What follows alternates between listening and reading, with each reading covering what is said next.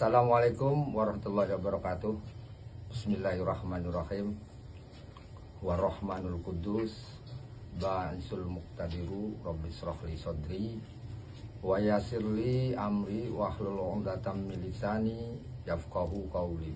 Subhanaka la ilma lana illa ma 'allamtana innaka antal alimul hakim. Shadaqallahul azim. Kami menghimbau kepada seluruh masyarakat Jawa Barat, Subang, Cianjur, kemudian Bekasi, dan Sukabumi Ujung Genteng. Otomatis di sini persis sepertinya masalahnya sama yang ada di daerah Banten. Maka dari itu kami Khalid mohon doanya untuk membersamai perjuangan ini kepada saudara-saudara kami di Jawa Barat sana yang mudah-mudahan membersamai persoalan-persoalan satu sama lain, antara persoalan di Banten juga persoalan yang ada di Jawa Barat sana. Insya Allah kalau kita bersama-sama berjuang bareng, bersatu padu mempertahankan kedaulatan negara kita, jangan sampai wilayah-wilayah kedaulatan kita dijajah oleh tangan-tangan yang tak berakal, yaitu tangan-tangan korporasi, tangan-tangan oligarki yang mencoba pelan-pelan untuk merebut kedaulatan bangsa kita ini. Dan ingat saudara-saudara, Indonesia itu baru dinamakan Indonesia jika ada tanah dan air. Tapi bagaimana kemudian jika tanahnya diserobot, tanahnya dikuasai oleh penjajah, airnya dikuasai oleh penjajah lautannya, maka Indonesia hanya tinggal nama. Maka dari itu, Banten dan Jawa Barat harus bersatu padu, menyatukan tekad satu tujuan. Bukan hanya Banten dan Jawa Barat, tapi seluruh negara kesatuan Republik Indonesia. Maka dari itu, mari kita satukan perjuangan ini secara serentak, secara nasional. Jangan sampai NKRI kedaulatannya direbut atau dicaplok oleh oligarki. Terima kasih. Assalamualaikum warahmatullahi wabarakatuh.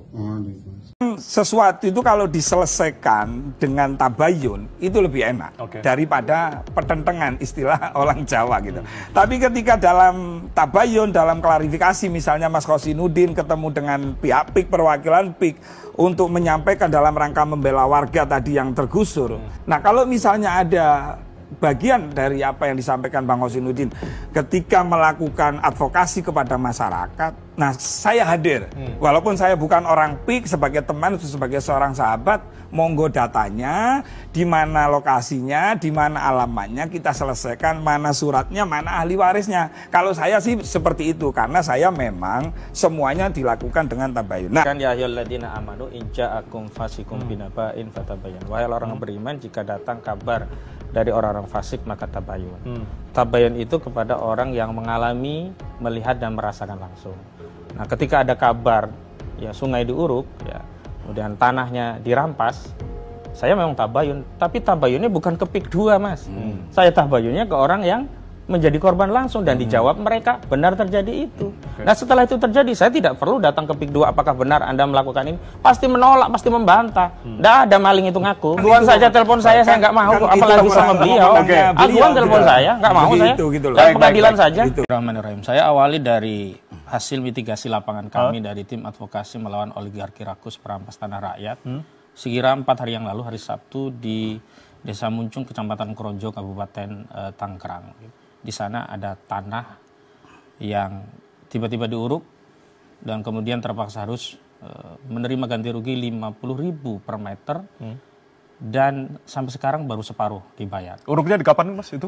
Uruknya sudah berbulan-bulan yang lalu. Sudah berbulan-bulan yang lalu. Artinya ini baru-baru saja ini diuruk begitu ya? Enggak, udah lama. Oh, sudah lama. Nah, ini saya mau menjelaskan bahwa masyarakat tanahnya dirampas dengan modus langsung diuruk, baru kemudian mereka mengurus dan akhirnya terpaksa menerima uang ganti rugi atau harga yang tidak semestinya secara kontraktual diatur dalam undang-undang, dalam asas fakta sansepanda itu ada dan nyata.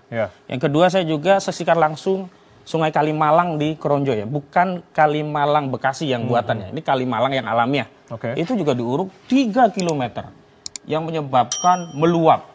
Kemudian memang dibuka akses kecil sekali hanya untuk aliran sungai. Tapi yang 3 km ini tetap diuruk. Dan dampaknya apa? Seluruh tambak-tambak di sekitarnya itu tidak lagi produktif. Bahkan ada salah satu pemilik tambak diintimidasi agar melepas 50.000 per meter begitu. Tadi kalau disebut orang besar atau apa, sebenarnya nggak sulit kalau kita mau terjun lapangan. Orang besar itu adalah Agung Sedayu. Ini perusahaan milik Aguan dan Antoni Salim ini yang ada di balik proses pemaksaan masyarakat agar melepaskan tanahnya. Jika tidak, mereka itu ada narasi khawatir. Karena status PSN yang dulu diberikan kepada PIK 2 ini dijadikan marketing mereka. Dan masyarakat takut, wah kalau ini PSN saya nggak jual nanti ngelawan negara. Jadi kami terpaksa 50.000 daripada nggak dapat sama sekali. Dan faktanya, padinya mau panen, nggak ditanya dulu mau dijual tidak, diuruk. Lalu dia bingung mau kemana, dia datanglah ke kelurahan. Nah kelurahan itulah justru menjadi semacam perwakilan perusahaan untuk terus memfasilitasi yang akhirnya dapat cuma 50.000 perak per meter dan baru dibayar separuhnya sampai hari ini. Nah saya balik lagi ke urusan pagar laut. Saya setuju, ini ada kolusi di atas laut, ada 2 kolusi. Yang pertama kolusi terkait pagar, yang kedua kolusi terkait sertifikat. Kita awali dari pagar. Saya setuju Pak Menteri KKP menyatakan pagar laut ini ilegal. Kalau tadi ditanya, lalu kenapa aktor intelektualnya nggak ditangkap? Jangankan aktor intelektual, aktor lapangan pun sampai hari ini tidak pernah ditangkap. Padahal kalau kita bicara hal-hal yang lain yang lebih sepele, dalam 1 kali 24 jam, ya entah penyidik apapun lah. Polri itu kan bisa masuk ke kementerian manapun. Tapi begitu urusan ini kok seolah-olah nggak punya yurisdiksi hukum untuk menindak. Aneh ketika polisi menyatakan kami belum menemukan unsur pidana dalam kasus ini. Biasanya polisi, undang-undang itu ada 1000, cari mana yang kena, tetapkan dulu tersangka, itu mudah bagi polisi. Dan ini juga menjadi kasus viral begitu. Biasa viral kan cepat begitu. Dan yang respon biasanya langsung Kapolri. Hari ini kenapa Listio Sigit Prabowo diam? Itu pertanyaan. Nah kalau kita setuju semua, pagarnya ilegal. Berarti kan setelah ilegal kita harus cari pelakunya, pendananya. Nggak mungkin pagar 30,16 km didanai oleh panjenengan, saya nggak mungkin, apalagi nelayan. Nah ini yang belum terjawab oleh institusi negara sebagai representasi yang punya otoritas untuk memberikan tafsiran secara legal terhadap apa yang terjadi di tengah masyarakat. Tapi jangan lupakan tadi ada tanah-tanah yang terkena abrasi. Itu hal yang lain. Itu hal yang lain. Dan sekali lagi, narasi abrasi ini kan sebenarnya dijadikan dalih untuk melegitimasi adanya sertifikat di atas laut. Nggak ada cerita itu. Yang saya ketahui, ini informasi yang kumpulkan. Sertifikat-sertifikat di laut itu dibuat secara ilegal dengan dalih dulu di sana ada tambak atau budidaya ikan laut lainnya yang seolah-olah itu sudah hilang kemudian diajukan ke BPN untuk bisa diterbitkan sertifikat. Dan ini sudah ada pengakuan warga di Kecamatan Teluk Naga yang menyatakan namanya dicatut untuk mengurus sertifikat. Saya nggak pernah punya tanah segitu, kok tiba-tiba terbit sertifikat segitu. Dan ada lagi Mas Rofi, di Desa Munjung, Kecamatan Kronjo Kabupaten, ada 17 warga dijadikan dasar permohonan kepada BPN untuk melakukan pengukuran, bahkan ke kantor jasa untuk melihat lokasinya dalam rangka penerbitan. Warga tadi setelah ditelusuri oleh kawan-kawan, nggak pernah. Bingung kenapa nama saya ada dalam proses.